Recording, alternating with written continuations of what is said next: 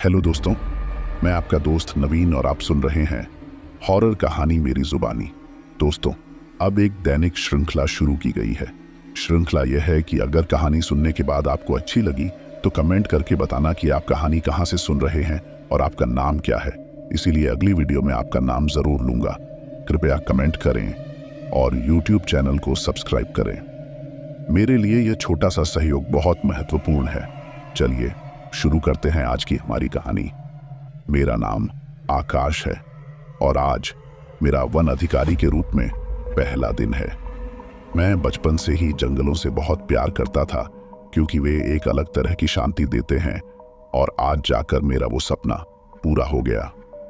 ऐसा ही है, मेरी पोस्टिंग भारत के सबसे बड़े जंगलों में से एक में हुई है और आज जब मैं अपनी ड्यूटी पर गया तो मुझे पता चला कि मुझे दिन की टाइमिंग वाली स्विफ्ट में रखा गया है और मैं वैन विभाग से मिलने वाले सरकारी कमरे से लगभग 1 किलोमीटर की दूरी पर वैन विभाग की चौकी है।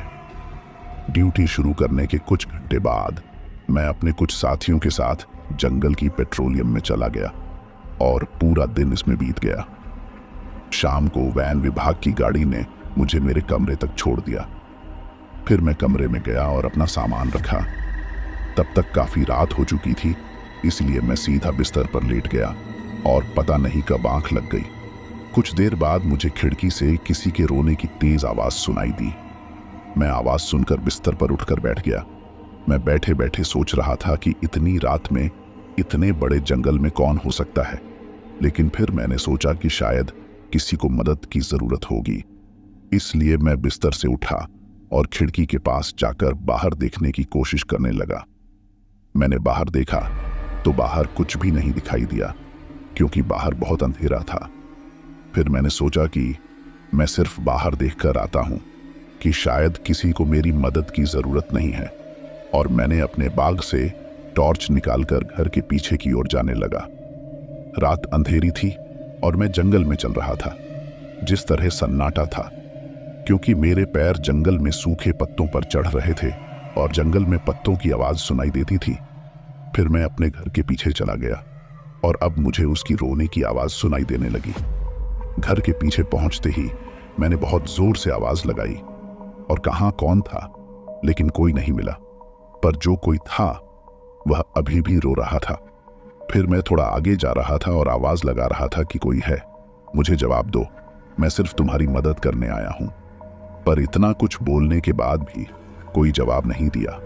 तो मैंने अपने आप से कहा कि अगर कोई जवाब दे तो मैं मदद करूंगा, क्योंकि यहाँ इतना अंधेरा है कि इस टॉर्च की रोशनी में भी कुछ नहीं दिख रहा है। जब मैं इतना बोलकर वापस घर जा रहा था, मैंने अपने टॉर्च की रोशनी में देखा कि मुझसे थोड़े ही दूर पर एक लड़की रो रही थी। उसे देखने के बाद मैंने उसे जोर से पूछा कि वह कौन है और क्या हुआ है। तुम्हारे इतना कहने के बाद लड़की ने अपना सर ऊपर करके मेरी तरफ देखा, फिर अपना सर नीचे करके रोने लगी। यह देखकर मुझे बहुत अजीब लगा, लेकिन मैंने फिर से आवाज लगाकर पूछा, अरे कौन हो और क्या हुआ? इसके बाद लड़की ने अपना सर ऊपर करके रोने लगी। फिर मैंने सोचा कि मैं जानता हूं कि क्या जरूरत है, तो चलो देखते हैं। मैं इतना बोलकर उसके पास जाने लगा। फिर उसके पास जाकर मैंने फिर से कहा कि आप ठीक हैं और क्या हुआ है आपको? इतना बोलने के बाद लड़की ने अपना सर ऊपर करके अपने हाथ को ऊपर करके इशारा किया और रोते हुए कहा कि देखो बाबूजी। इतना बोलकर वह फिर से रोने लगी। उसने जिस तरफ इशारा किया उसे देखते ही मेरी आंखें फटी की फटी रह गईं और मेरा अंदर चला हुआ खून मानो जंस गया, क्योंकि मैंने देखा कि उसी लड़की की लाश उसी तरफ पड़ी हुई थी। यह देखते ही मेरे हाथ पैर दर दर कांपने लगे और फिर मैंने उसे लड़की की तरफ देखा तो मुझे ऐसा लगने लगा कि मेरा दिल अभी फाड़ जाएगा। जब मैं उसे लड़की की तरफ देखा तो मेरे दिल की धड़कन तेज हो गई और मेरा मुंह पूरी तरह से फटा हुआ और सफेद हो गया था। और जब मैं लड़की को खड़े खड़े डरते हुए देख रहा था तो मुझे ऐसा लगा जैसे किसी ने मेरे कंधे पर पीछे से हाथ रख दिया हो। उसके पूरे शरीर पर कई चोट लगी हुई थी। डरते हुए मैंने धीरे धीरे पीछे मुड़कर देखा, लेकिन मैंने देखा कि पीछे कोई भी नहीं था। मैंने सोचा कि शायद कोई और जेल मेरे दर पर जानता था।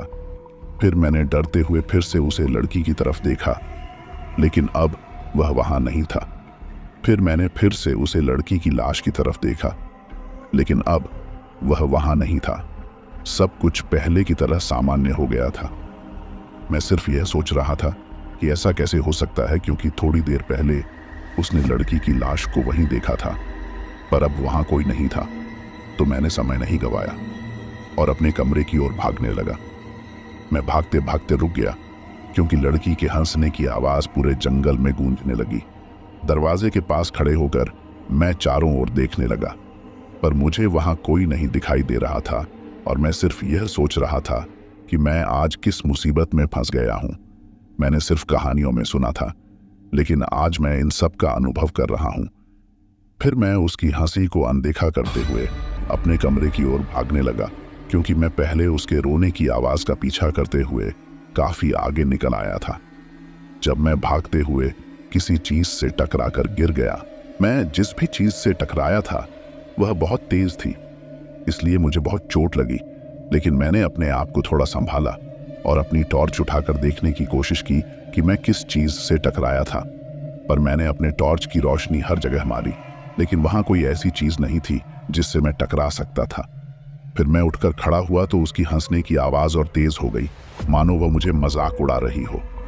इस बार मैं उसे नहीं सुन रहा था और घर की ओर तेजी से चल रहा था, पर मैं अपने घर के गेट के पास वही लड़की बैठी थी, कभी हंस रही थी तो कभी बोर हो रही थी। जब मैंने उसे देखा तो मेरे हाथ पैर ठंडे पड़ गए। मैंने डरते हुए वहीं से खड़े होकर कहा कि तुम कौन हो। इसके बाद लड़की ने अपना चेहरा उठाकर अपनी जगह से खड़ी हुई और डरावनी आवाज में कहा कि मेरी मदद करो। मैंने सोचा शायद उसे मदद की जरूरत है। तब मैंने कहा कि मैं उसे कैसे मदद कर सकता हूं, और फिर उसने अपने हाथ से इशारा करते हुए कहा कि मैंने फिर से उसी लड़की की लाश को देखा और वह हंसने लगी। यह सब देखकर मैं पहले ही गया था, लेकिन मैं फिर से हिम्मत करके उसे तरफ भागने लगा जहां वैन विभाग की चौकी थी। मैं लगातार उसे जंगल में भेज रहा था और सोच रहा था कि यह लड़की मुझे ईंटी देर से परेशान कर रही है, लेकिन मैं फिर से भागते हुए रुक गया, क्योंकि मैंने देखा कि वह अब मेरे आगे से चली जा रही। मैं डरा हुआ था, लेकिन मैंने उसे समय नहीं दिया था, इसलिए मैं तुरंत पीछे मुड़ा और अपने सरकारी कमरे की ओर भागने लगा। जैसे ही मैं अपने सरकारी कमरे के पास पहुंचा, मैंने देखा कि लड़की अब घर के गेट के पास खड़ी हुई थी। पर मैंने सोचा कि चाहे कुछ भी हो जाए, मैं नहीं रुकूंगा और सीधे घर में जाऊंगा। मैं आगे जा रहा था और लड़की की हंसने की आवाज तेज होती जा रही थी, लेकिन जैसे ही मैं लड़की के पास पहुंचा, वह गायब हो गई। फिर मैं सीधे अपने कमरे में चला गया। मैं कमरे में चला गया था, लेकिन लड़की के रोने और हंसने की आवाज अभी भी बाहर से आ रही थी। मैंने उस रात को बिता लिया और अगले दिन वैन विभाग की चौकी में अपने साथ वालों को बताया, तो वे मुझे बताया कि अगर कभी भी बाहर से आवाज आती है तो उसे अनसुना करके सो जाना चाहिए। फिर उसके बाद मैंने ऐसा ही किया। रात में आवाज आती थी, लेकिन मैं उसे अनसुना कर देता था और मैं अभी भी ऐसा करता हूं। तो दोस्तों, यह थी आज की कहानी। इसके बाद दोस्तों हम वापस श्रृंखला शुरू करेंगे। जो मैंने कल आपसे कहा था, साथ ही जिन लोगों ने कल की कहानी सुनने के बाद कमेंट करते हुए अपना नाम और जगह बताया था, अब उन लोगों का नाम लेता हूं। पहला नाम है यूएई शारजाह से सुल्तान। अगला नाम है रायबरेली जिले से देशराज। अगला नाम है मुंबई से राजू। अगला नाम है ओडिशा से खेतराजित और प्रियंका। अगला नाम है आजमगढ़ यूपी से प्रतीक पांडे। अगला नाम है संबलपुर से उदय पधान। अगला नाम है यूपी से सैंडी चौहान। अगला नाम है यूपी फतेहपुर से जय सिंह। अगला नाम है असम रंगिया से उद्धव। धन्यवाद दोस्तों, मिलते हैं अगली वीडियो में।